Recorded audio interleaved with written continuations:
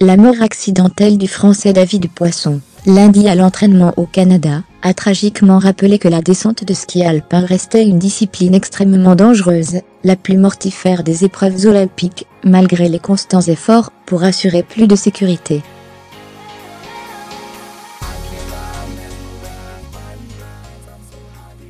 David Poisson et ses partenaires du groupe vitesse de l'équipe de France se préparaient depuis quelques jours à Nakiska, ouest du Canada, en vue des épreuves de vitesse, descente et super G de Lac Louise, Canada, comptant pour la Coupe du Monde et programmée les 25 et 26 novembre.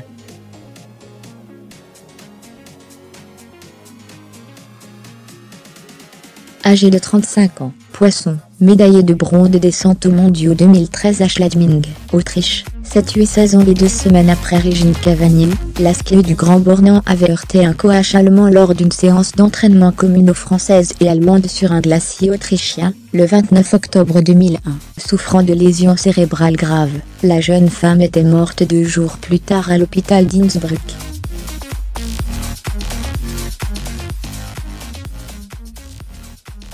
Selon le centre de secours canadien cité par Associated Press, le descendeur tricolore est décédé des suites de ses blessures après avoir traversé le filet de sécurité et percuté un arbre.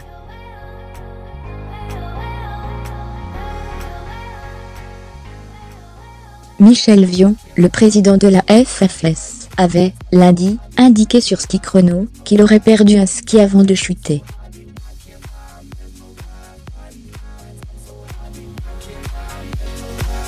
Dur comme un roc, c'était un mec formidable, la voix cassée par l'émotion. Christian Frison-Roche, ex-directeur course de l'équipementier Salomon, se souvient du skieur de Pézet-Valandry, fidèle à la marque depuis son adolescence.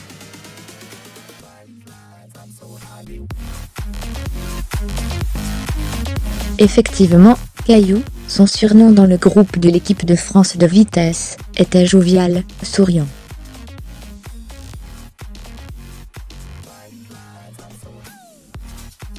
Petit gabarit, il envoyait dans les pentes extrêmes. Son seul podium en Coupe du Monde avait été signé sur la difficile piste de Borra Compagnoni à Santa Caterina Val Furva, en Italie, 3e le 29 décembre 2015.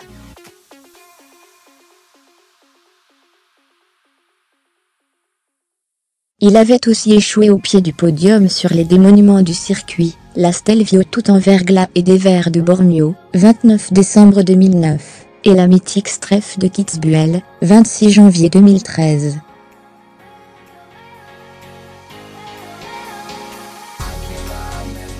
Père d'une petite garçon, le Savoyard avait aussi la modestie et la simplicité de ces hommes de la montagne, confrontés aux dangers permanents, mais qui ne surjouent pas.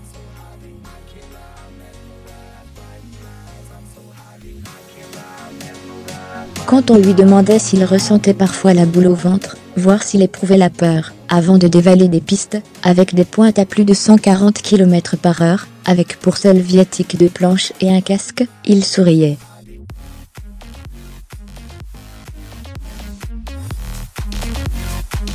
Puis il s'asseyait, croisait ses bras de costaud, et expliquait posément que c'était sa passion, son métier.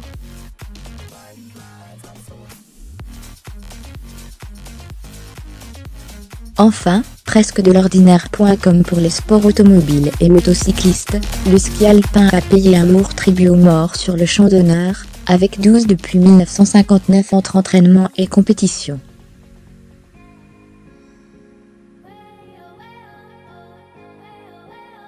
Avant Poisson et Cavagny, l'Autrichienne Ulrike Meyer s'était tuée lors de la descente de Garmisch-Partenkirchen, Allemagne, le 29 janvier 1994, sa tête ayant heurté une cellule électrique de chronométrage.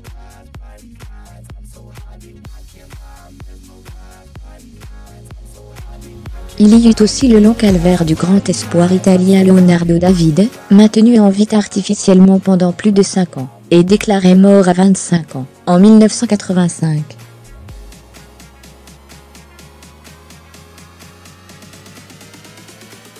Désormais, à l'image des grands prix de Formule 1 ou de moto, le moindre obstacle est banni des pistes de vitesse et 2 rangées de bâches de sécurité sont censées empêcher tout concurrent de quitter la piste.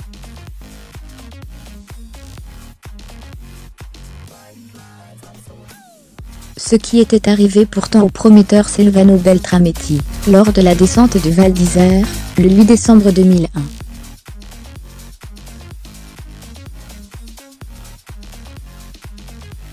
Les skis du Suisse avaient perforé les filets et Beltrametti s'était fracturé la colonne vertébrale sur un rocher, paraplégique pour la vie.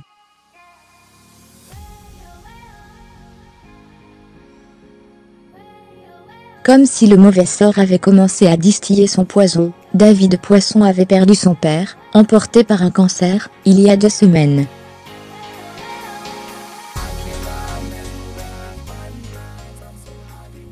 Tous sous le choc, anciens champions ou entraîneurs ont insisté sur une dimension, la grande famille des descendeurs, où le respect n'est pas un vain mot.